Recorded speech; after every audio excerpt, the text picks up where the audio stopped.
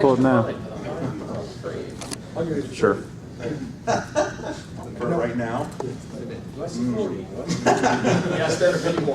you all set over there? Okay. Everybody settled in? People having a good show? Yeah. All right. So my name is Seacat, lead writer at Privateer Press, and you're in a seminar about the history of Imran in particular, but Cain in a general sense, the history of our world. I'm kind of going to be starting at the dawn of time and going as far as I can until I run out of time. I will try to save a little bit of time for Q&A afterward. We do have the advantage of nobody's in this room after, so I can stay a little bit after and answer some additional questions. If people need to leave by 1 o'clock, I'll warn you, and then you can duck out, but other people that have other questions can stick around. So we'll just kind of kick this off. You can see the presentation is Imran and You, Fueling the War of Souls Yesterday, Today, and Tomorrow.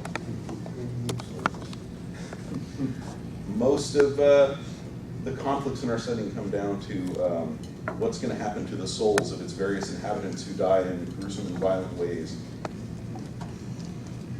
All right, so one of the first things I wanted to talk about is the concept of truth. The history and legends of our setting are always presented from the points of view of the inhabitants of the setting in a collective sense. We're usually giving you the history from a specific source. So the things that no one in our setting knows, you will probably not know. And in many cases, we are lying to you, at least about some of our most ancient and mysterious events. You might hear contradictory stories from different sources depending on their biases, especially from different factions and cultures and species. So it's always been important to us to preserve a sense of mystery in our setting. Not everything is known. We have focused specifically on the continent of Imran, which I have a map of here.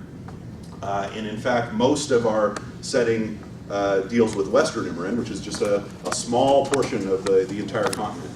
And the people of our setting haven't really had an age of exploration where they've journeyed around the globe, and so the world is a mysterious place. On the fringes of the maps, there really are dragons, and the seas are hostile, and in many other respects, it's a difficult place to get around in. So there are certain mysteries that remain mysteries. One way that we try to fill you in on some details is the use of experts. We have people like Professor Pendrake, who wrote the Monsternomicons, and we have various theologians and historians that have delved into the background of our setting and have at least tried to reconcile some of those contradictory myths and legends that I was talking about before. So in some respects, as readers of our material, you guys have an unfair advantage over the inhabitants because you're able to hear multiple points of view. You get to hear the legends of the elves in addition to all of the stories of the humans, and you can try to put them against one another and try to come up with the big picture. So you, in the course of reading our material, you usually will be better informed than the people who actually live there on some certain topics. As I said, I'm going to be covering kind of a broad sweep of history, but since the recent history of our setting is fairly detailed and defined in our Warmachine and Hordes books, I'm going to be focusing a little bit less on that, less on what's just been happening in the last few years, as well as the centuries just before that. I'm going to kind of delve into the ancient past, prehistory, sort of the creation of our world, some of the cosmology that's behind it, since that's an area that I think especially a lot of our Warmachine and Hordes fans don't necessarily know as well as the histories of their individual factions. So just wanted to start with that. Prehistory is basically an unknown length of time that covers a period before people were writing everything down. Our setting definitely includes the notion of people of various species having existed before they were writing. So they were passing information by word of mouth. And that's where we come into this legendary information. In particular, where the world came from, where the gods came from, there was nobody around to tell anybody about it. And so they came up with a variety of theories, and in some cases, they looked to their priests to tell them where everything came from. And so some of that information is definitely dubious. One of the things I wanted to talk about right off the bat is some of our primal gods. This is sort of a loose term that we use to discuss some of the gods in our setting that appear to have been around at the very beginning of things, when our world kind of came into being.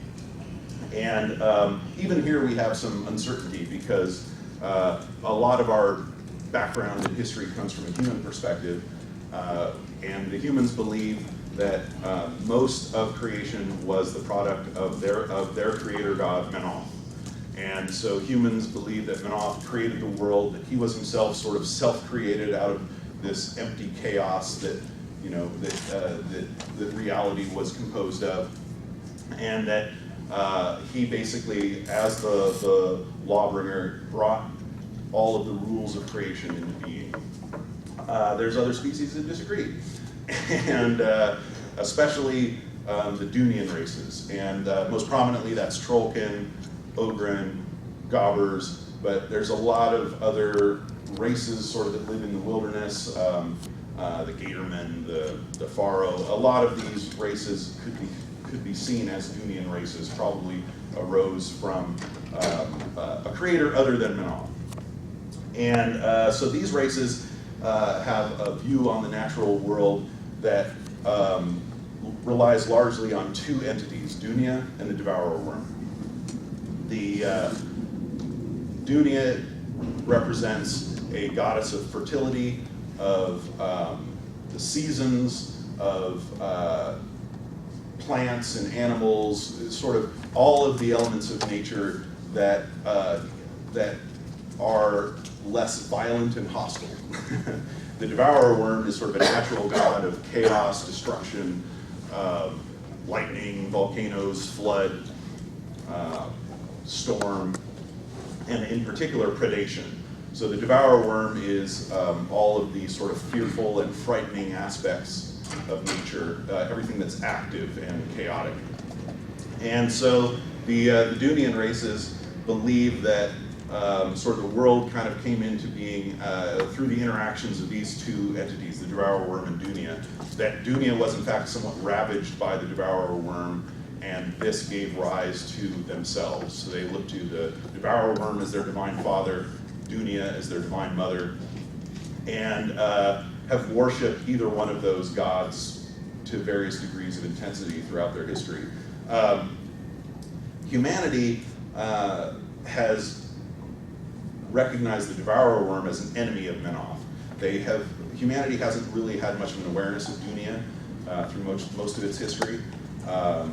They've sort of ignored this concept of Dunia as being a beliefs of the sort of the savages in the wilderness. But the Devourer Worm is established as this ancient enemy of Menoth. Menoth is a god of civilization, of order, and so there's been this constant hostility between these two forces, where Menoth is trying to civilize the wilderness, destroy the savage tribes that are in those wild places. And as I mentioned before, our setting is somewhat insular, and the wilderness is a really dangerous place. So they looked to Menoth to give them protection from this unknown wilderness that existed outside of their walls. The various races of our setting have different ideas of the afterlife, what happens when you die, and the world of the dead, where most of the humans and some of the races believe that dead people go, is called Ur-Cain. And so just as we have the world of the living as Cain, we have Ur-Cain as the world of the dead. It's also where many of the gods are believed to dwell now. But in our ancient creation myths, there's sort of the idea that the gods did exist on Cain at some point. They used to, the devourer worm used to be present in the world, causing problems, running amok. That Menoth also existed on the world at some point. That where Menoth walked, mankind basically sprung into being from his shadow, falling on basically the waters of the continents as they were receding. So at some point the gods existed in the world and then eventually left and went to this other place, Cain. Some of the other races, like the Dunian races, have different beliefs. The Dunians believe in reincarnation. So they believe when they die, their bodies, their souls, I should say, are reabsorbed into Dunia, and basically they get born again. So they don't have this belief, this afterlife. They also believe that animals kind of go through the same process, and that maybe when a Trollkin dies, he'll come back as 10 bears or 100 squirrels, or whatever the currency of exchange might be. You probably hope that you're coming back as a Trollkin again, but no guarantees. So there are other races that have other beliefs. The elves have kind of a complex hybrid system where they believe that when they died, their souls went into the afterlife, but some of them came back for reincarnation. So they wanted a little bit of both, and it's a little bit less clear on them. Just move forward a little bit here. Here we have our Trollkin shaman showing the magic of his people. One of the big concepts in our setting is that the gods are not just sort of this theory or this belief, but have a real tangible impact on our setting. They're very verifiable. The gods manifest very definitive miracles. They also empower their priests, their followers, to have magic that they can change the world with. And so for that reason, our setting doesn't really have much of an idea of atheism. It's almost insanity to believe that the gods don't exist when you've got a priest who's constantly manifesting miracles of that god, and occasionally people are being smited directly, or lit on fire, or what have you.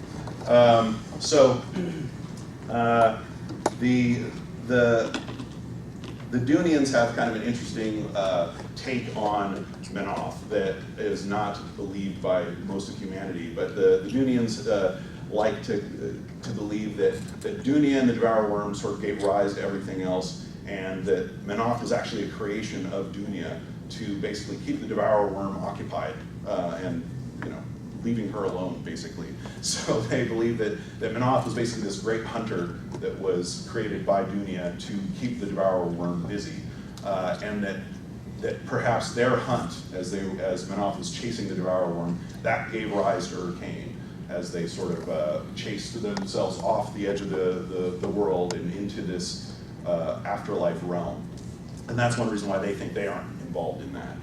That's kind of something for other people to worry about. When humanity was created by Menoth, he didn't seem to have a specific purpose for them.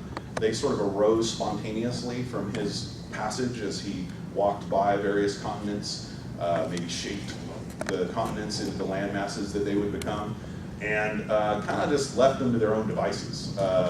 Humanity was sort of left out in the wilderness to make do. And the modern humans think that was done to strengthen them, to prove that they were a hardy people. And so here's a depiction of some ancient humanity basically scrawling some paintings on a cave wall of what's probably the Devourer Worm eating a bunch of people. And that was kind of their view of the wilderness. So outside of their villages, there's these horrible beasts that would consume you. And the proof of that could be found in things like trolls and other horrible monsters that existed everywhere else. So for some unknown length of time, humanity was kind of left to its own devices, scrambling in the wilderness, wasn't really told what they're supposed to do. They actually were worshiping the Devourer Worm in some cases. They were worshiping like bear totems and wolf totems. predatory spirits that they believed were that had qualities they wanted to emulate. You know, they wanted to be as fast as the wolf, you know, as strong as the bear. So humanity kind of began worshiping these totems as well as maybe some of their ancestors. And it wasn't for a long time until Menoth came back to them and told them that they really should be worshiping him. And as their creator, that they had abandoned the proper belief in him, and he did give them some gifts. Among Mennonite religion, this could be seen as a sign that humanity had kind of passed its trial period and was now ready for true civilization. And Menoth gave them the gifts of like fire, agriculture, how to build walls, gave them the actual written word and laws. And that's kind of the beginning of real civilization in our setting. The interesting thing about this is, so there's this notion that humanity had been around for a long time, but just kind of scrambling for survival. So the human civilization arose a little bit late, but some of the other species that exist in our world might have come after humanity. It's just they kind of got a leg up on their civilizations. And that brings us to the dwarves and the elves, which are, I won't get into in quite as much detail, but both of these other species had a little bit more help from their gods. They weren't just left to their own devices out in the wilderness. The dwarves of our setting, who live in Rule, which is one of the northern mountains in western Immorin, they have kind of a fun creation myth where they believe that their gods originated in a place called Carg Drogon, which means the land beneath, and that this has later been determined to be part of Urkane, where there was this giant mountain named Gore that was itself a god, basically a mountain god, and that this god wanted to have slaves basically to do his bidding, and created the Great Fathers, which became the Dwarven Pantheon, to serve his bidding. And so these Great Fathers eventually revolted and destroyed the mountain by mining beneath it so extensively that they collapsed it. And so basically the story of where the Dwarven gods comes from is basically it's a slave revolt. And they found their way to the other side, dug their way to Cain, and created wives for themselves out of clay, the clay wives, and gave rise to an entire species. And so the dwarves have this interesting take where they actually believe they're directly descended of their gods. It's sort of a little bit more of a family tie than you usually see. And in fact, in Rule, there's the ruling clans of Rule believe that they have the most direct connection with the fewest permutations back to those original Great Fathers. And so each of the ruling clans in Rule believes they are the direct descendants of one of their gods. The other species that has kind of a big impact on our setting are the elves. The elves, they were basically given the fastest, best leg up from their gods of any of our species. One of the things we like to talk about is the idea that our gods have different parental styles. You know, if you look at the gods as your parents, Menoth is an absentee father.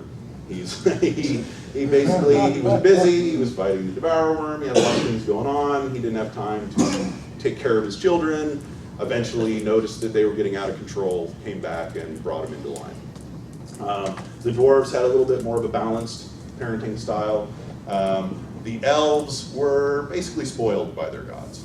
So even in their own myths, the elves describe that maybe their gods were inspired to create elves by seeing humanity, but thinking that they were sort of barbaric savages and thinking they could do better, basically. So they were inspired by seeing humanity, in particular seeing how the souls that died on Cain and went to Urkane were empowering Menoth. They decided they wanted a little piece of that. They would like to have some souls. They would like to be empowered by a fresh influx of souls. And so they created the elves as improved humans would be one way of looking at it. They would not refer to it that way, but that's one way you could look at it. And immediately gave the elves a lot of tools. They immediately gave them the ability to write, they gave them engineering, they gave them access to magic, you know, anything they could want they were given. And so immediately the elven civilization was able to kind of take off with the sort of the guidance of their gods.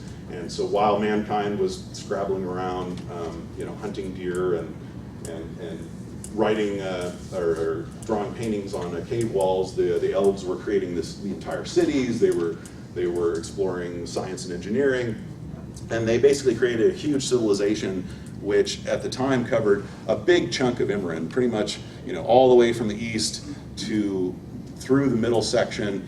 They had an enormous empire, and at the time, Imran didn't look quite like this. Like, this was not a desert.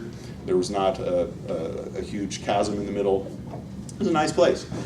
And the elves created this huge empire, but were still not satisfied. And in particular, they had such a close tie to their gods that they wanted their gods to be with them. They felt like their gods were in what they called the Veld, which was their part of Hurricane. They wanted them to actually be with them in their civilization. And the gods wanted to be with them as well. They kind of had a real close tie. And so the elven gods gave them the instructions to make what was called the Bridge of Worlds. And it's going to be this tremendous structure, a monument that had never been seen before, that would actually allow passage between Cain and Hurricane. So now the gods would be able to, like, come and go whenever they wanted, you know, across this bridge between the worlds. So they spent, you know, hundreds of years, who knows how many resources, creating this enormous bridge that was going to take, that was going to be able to receive the gods as they stepped out of the Veld onto their capital, where they were going to have a big festival probably, and it would have been really fun. Except right as the elven gods stepped out of the Veld, the bridge exploded, and so much energy was released that it basically cracked the continent in half. So this chasm that's now through eastern Imran is a direct result of the fall of the Bridge of Worlds. As the continent was cracked, the entire elven empire was like lit on fire. You know, there's stone flying everywhere, millions of elves killed. Basically, a really bad idea, and just didn't quite work out as they had hoped. The elven civilization was pretty much entirely destroyed, except that the gods themselves survived and were able to basically protect as many elves as they could. And they, as you know, the whole landscape is on fire, there's horrible weather, lightning everywhere, they shielded as many elves as they could and fled west and founded what would become the kingdom of Ios, which is right up in here. And for a long time, the elves basically hunkered down in Ios and felt depressed. So, but you know, they had reasons to. It was definitely a bad time.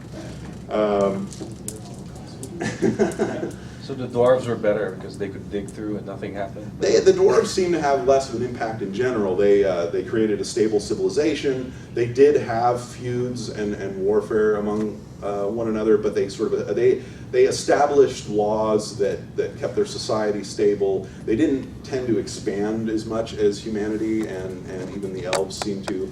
For whatever reason, it seems that the dwarves got off a little bit lucky in the big scheme of things. But at the same time, there's not a huge number of dwarves there, and their civilization hasn't had quite the impact, especially as far as on the geography of the continent as the elves did. So one of the other things I wanted to talk about a little bit was dragons. This is a picture of Torek that was in our Monsternomicon originally. The little tiny specks by his claw, these are people. So that's to give you a sense of scale.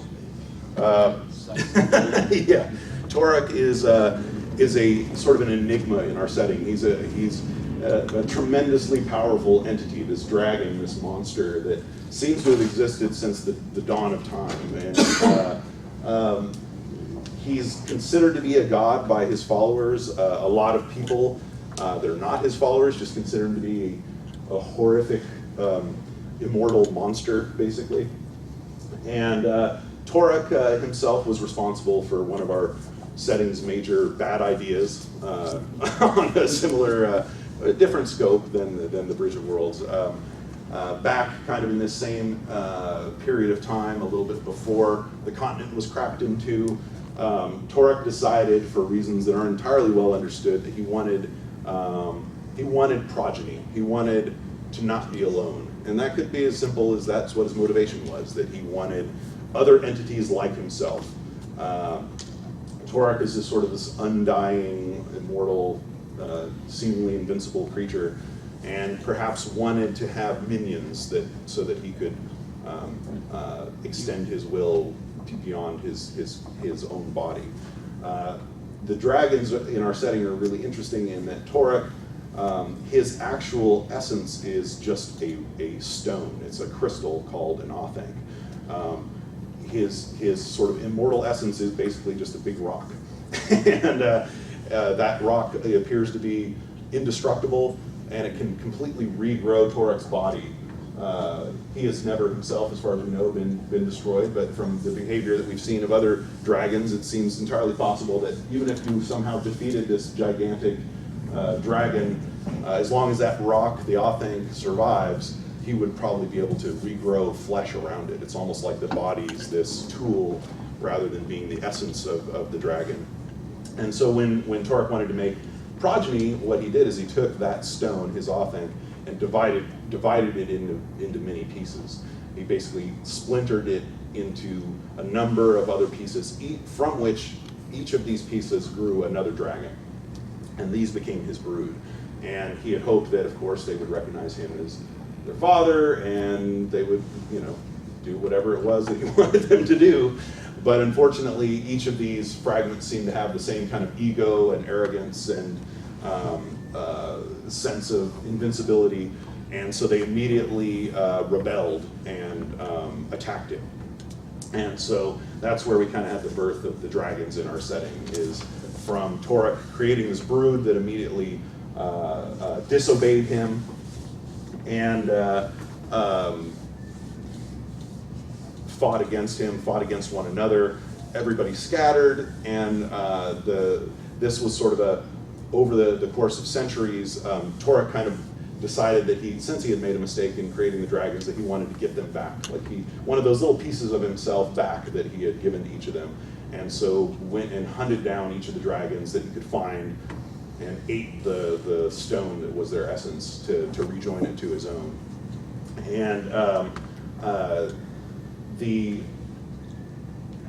see here. These dragons each settled in different parts of the continent, or perhaps even went further abroad to the other continents that we haven't provided details for. But in time, they would band against Torek and become an alliance that would force him off the mainland, where he would found the nightmare kingdom of Crix in the Shard Isles. But that didn't happen right away. For a while, he was just basically hunting them. Moving on in our history with mankind, once Menoth revealed himself to humanity, civilization began spreading throughout our setting, and in a variety of tribes and villages, and each of these were led by Menite priest kings that embodied the power of their god. And these Menites were battling against the barbarian hordes that had not yet received sort of the word of Menoth. And this was sort of a big clash between a people we call the Mulgur and the Menite priest kings. But it's important to keep in mind that in these eras, it's not like there was one civilization of humanity.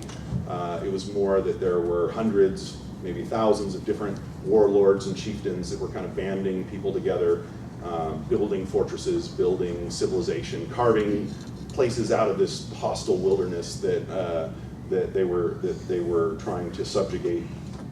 And but a couple of the notable ones that that we like to use as examples of sort of the setting down the foundations for civilization are priest king Golovant, who fought the Mulgur in the south and gave rise to what would eventually be one of our major civilizations that started in Caspia. It was originally called Galatia, but eventually became Caspia in the south. This would eventually give rise to the Signarin people in the fullness of time.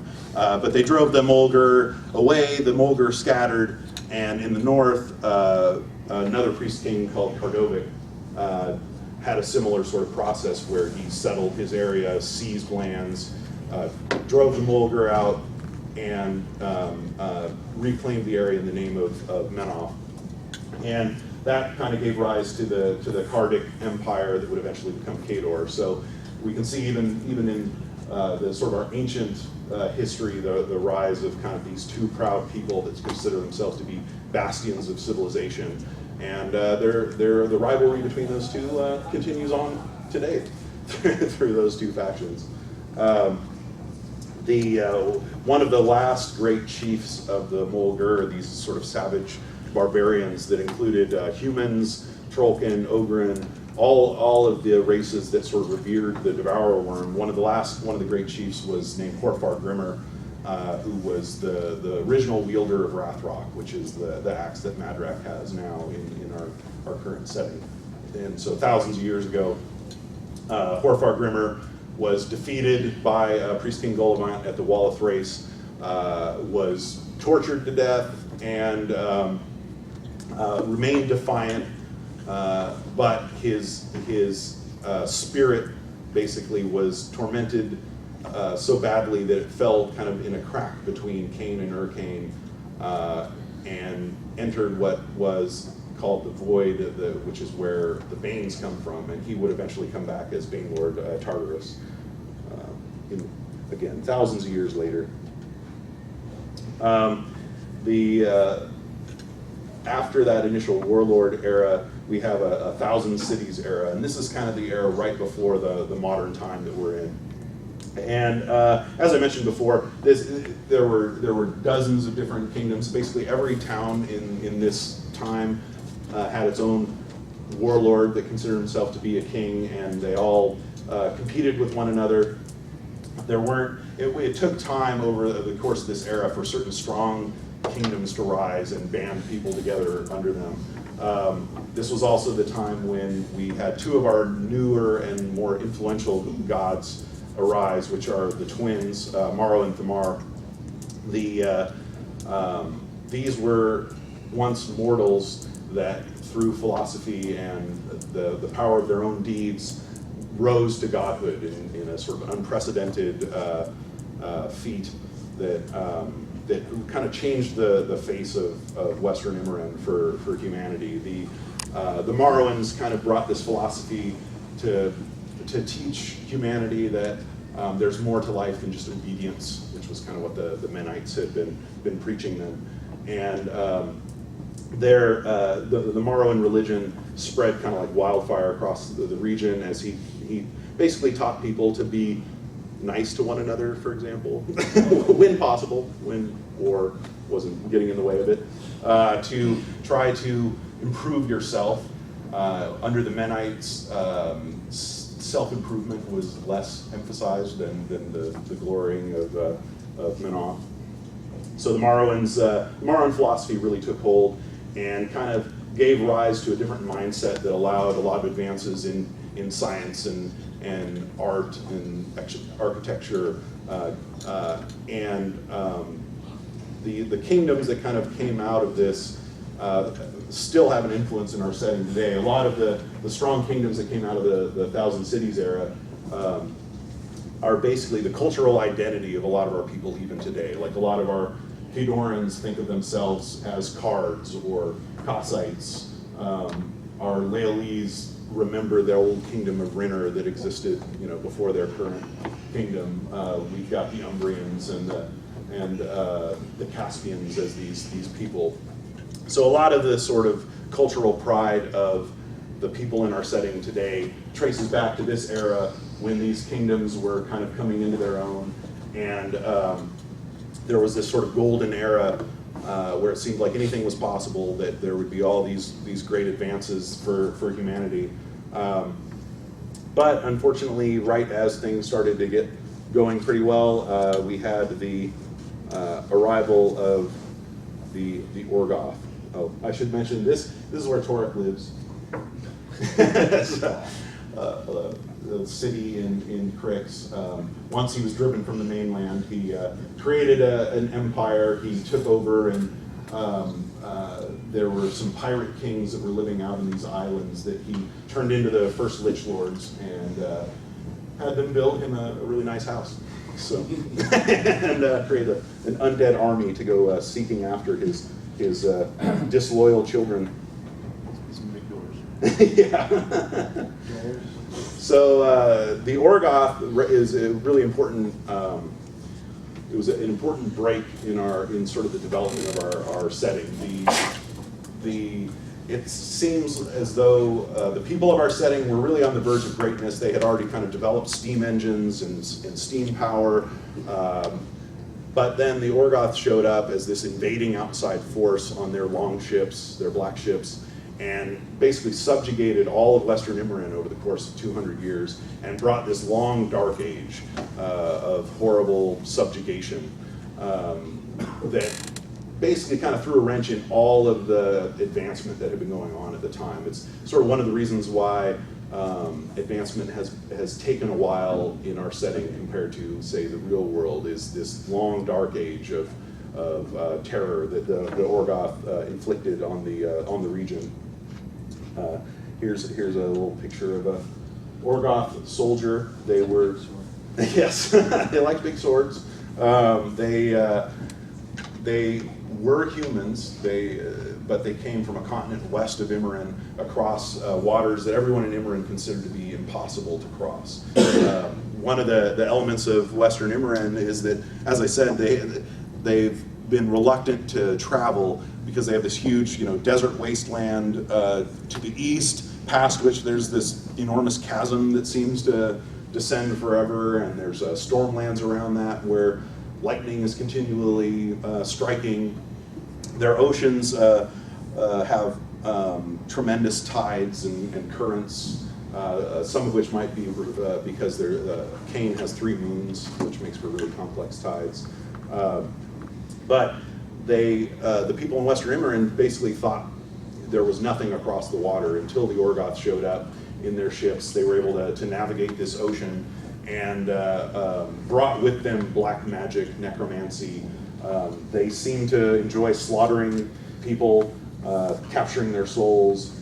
Crix would eventually inherit some of this technology. You had a quick question? Yeah, so the Orgoth are human. Yes. Never visited by Menoth. He just stopped off of the side of the coast of Immorin. A lot of the knowledge and culture of the Orgoth is not known to the inhabitants of our setting. They didn't leave many records behind. We know that the Orgoth worshipped some kind of dark gods, but what those might be is unknown. But scholars in our current setting have found among some of the Orgoth records the notion of a creator god that sounds a lot like Menoth. So one of the theories is that Menoth did, in fact, as we mentioned before, he was traveling around the world, that humans might have sprouted up on all of the different continents of the world, and that he might have visited them at some point in the past, given them the knowledge of civilization, but perhaps they turned their back on him for these other dark powers that they seem to be worshiping by the time that they invaded Western Immorin. So that's, again, it's sort of one of those gray areas that we aren't, the inhabitants of our setting don't have a real firm grasp on the Orgoth religion, other than they really liked killing people. All right. This next picture is more recent, but shows a little bit of Orgoth architecture.